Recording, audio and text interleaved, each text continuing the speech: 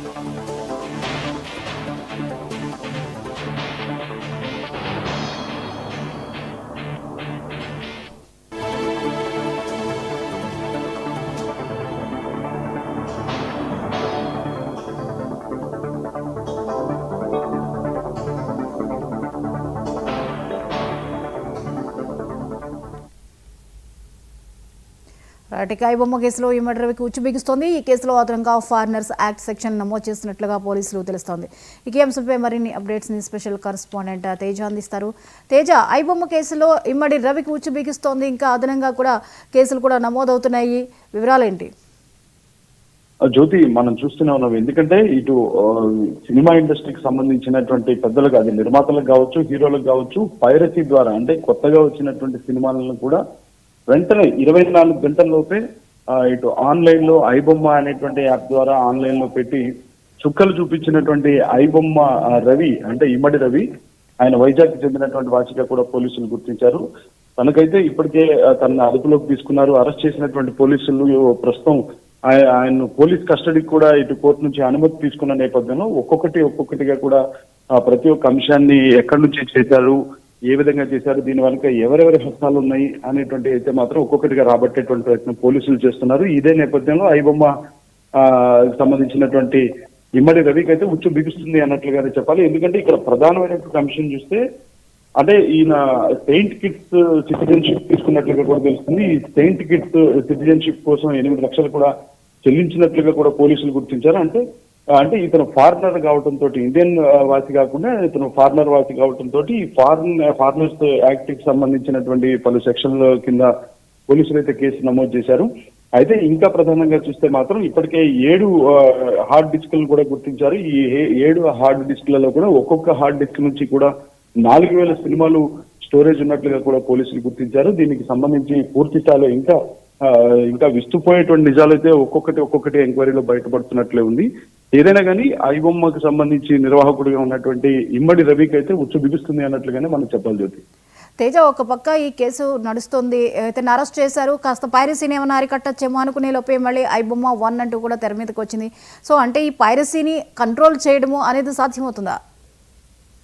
ఖచ్చితంగా జ్యోతి, ఎందుకంటే ఇదే విధమైనటువంటి ప్రశ్న మొన్న సజ్జనార్ ప్రెస్ మీట్ లో కూడా ఇదే విధమైనటువంటి ప్రశ్నలు ఇటు మీడియా పర్సన్స్ నుంచి, స్థానికుల నుంచి కూడా వచ్చినటువంటి నేపథ్యంలో సినీ పెద్దలు కూడా ఒకటే చెప్తున్నారు, అదేవిధంగా పోలీసులు కూడా ఒకటే చెప్తున్నారు. ఇది కొంతమంది పని కట్టుకొని చేసేటువంటి, కొంతమంది వ్యసనం కోసం చేస్తారు, లేదంటే కొంతమంది ఈజీ మనీ కోసం చేస్తారు. ఇది కేవలం సినిమాలు చూపించి ఏదో ఆనందకరం ఆహ్లాదాన్ని ప్రజలకి ఇస్తున్నారు అనేటువంటి ఆ అంశాలను బూచిగా చూపించి ప్రజలకు సంబంధించినటువంటి డేటానంతా కూడా చోరీ చేస్తున్నారు. దీనివల్ల వ్యక్తిగత సమాచారం అనేటువంటిది పోతుంది. ఈ వ్యక్తిగత సమాచారాన్ని మొత్తాన్ని, అంటే వీరు సేకరించిన వ్యక్తిగత సమాచారం మొత్తాన్ని కూడా కొన్ని రకాలైనటువంటి యాప్స్ కి, కొన్ని రకాలైనటువంటి బెట్టింగ్స్ యాప్స్ కి, అదేవిధంగా కొన్ని రకాలైనటువంటి సైబర్ క్రైమ్ కి పాల్పడేటువంటి వారికి ఇలాంటి వాళ్ళు అమ్మేస్తున్నారు. కాబట్టి తస్మాత్ జాగ్రత్త అనేటువంటిది చెప్తున్నప్పటికీ కూడా అయితే ఇటు సినీ ప్రముఖులు కానీ పోలీసులు కానీ ఒకటే చెప్తున్నారు, ఇది నిరంతర ప్రక్రియగా కొనసాగుతుంది. ఒకరు పోతే ఇంకొకరు పోతే ఇంకొకరిని అదుపులోకి తీసుకుంటే మరొకరు వస్తూనే ఉంటారు. దీన్ని వ్యక్తిగతంగా కూడా ఇలా అంటే ఏదైతే డబ్బులు పెట్టకుండా నేరుగా వెళ్ళి సినిమా థియేటర్లకు వెళ్ళి సినిమాలు చూడకుండా ఈ విధంగా ఆన్లైన్ లో ఫ్రీగా సినిమాలు అనేటువంటి చూడటం అనేటువంటిది తప్పు అనేటువంటిది ప్రతి ఒక్క మనిషి కూడా గ్రహించాలి. అది బాధ్యతగా వ్యవహరించాలి. వాటిని అవాయిడ్ చేసేస్తే అన్నిటికీ మంచిగా ఉంటుంది అనేటువంటి ఒక సూచన అయితే పోలీసులు చేస్తున్నారు అన్నట్లుగానే మనం చెప్పాలి.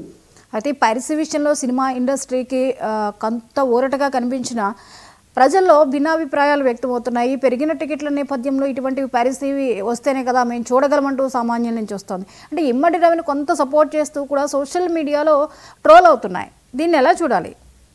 ఖచ్చితంగా జ్యోతి, ఎందుకంటే ఇప్పుడు ఇమ్మడి రవి ఐబొమ్మ ద్వారా చాలా అంటే కొత్తగా నూతనంగా వచ్చేటువంటి సినిమాలను కూడా 24 గంటలు, కొన్ని సినిమాలు 24 గంటలు, కొన్ని సినిమాలు అయితే 12 గంటల లోపే ఆన్లైన్ లో అప్లోడ్ చేయటం, అదంతా కూడా వీక్షించడానికి ఇంట్లో పిల్లపాది కుటుంబ సభ్యులతో కూర్చొని కావచ్చు, లేదంటే స్నేహితులతో కావచ్చు, వారంతా వీక్షించడానికి చాలా ఈజీ యాక్సెస్ అయిపోయింది.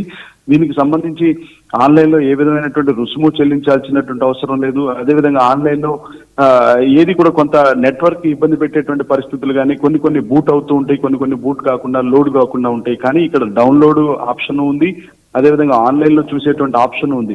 ఇలాంటి ఆప్షన్స్ ఉన్న నేపథ్యంలో, చాలా ఫ్లెక్సిబిలిటీ ఉన్న నేపథ్యంలో చాలా మంది సామాన్యులు మీరు లేవనెత్తినట్లుగా కూడా అంటే దీనికి సంబంధించి సినిమా టికెట్ల రేట్లు అనేటువంటి పెంచడం వల్ల ఈ విధంగా చేయటం మంచి జరిగింది అనేటువంటిది వారు అనుకుంటున్నప్పటికీ కూడా పోలీసులు మాత్రం ఒకటే చెప్తున్నారు. అదేవిధంగా సినీ ప్రముఖులు కూడా ఒకటే చెప్తున్నారు, ఎవరైనా బాధ్యతగా వ్యవహరించాలి. బాధ్యతగా వ్యవహరిస్తేనే ఈ విధమైనటువంటి అడ్డంకులు ఉండవు. ఎందుకంటే ఎవరైనా కానీ ఏదైనా ఒక సినిమా తీసినప్పుడు ఆ సినిమాని థియేటర్కి వెళ్ళి చూడటం, లేదంటే ఏదైనా టికెట్ల రేట్ల వ్యవహారం వస్తే అది ప్రభుత్వానికి చేరవేయటం, ప్రభుత్వం ద్వారా దానికి సంబంధించి పరిష్కరించుకునే దిశగా చేయాలి. కానీ ఈజీగా చూడాల్సి వస్తే మాత్రం వ్యక్తిగత డేటా వారిదే చోరీ అవుతుంది.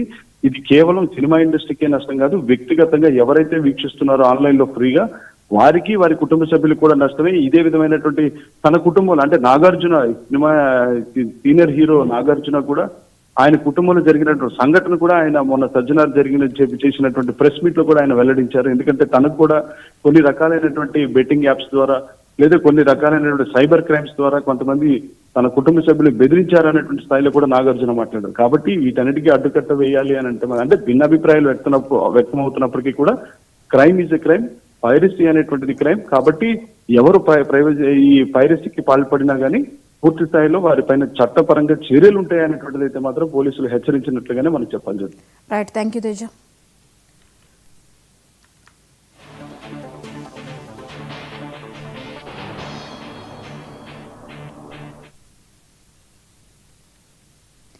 రైట్, రాష్ట్రపతి ద్రౌపది ముర్ము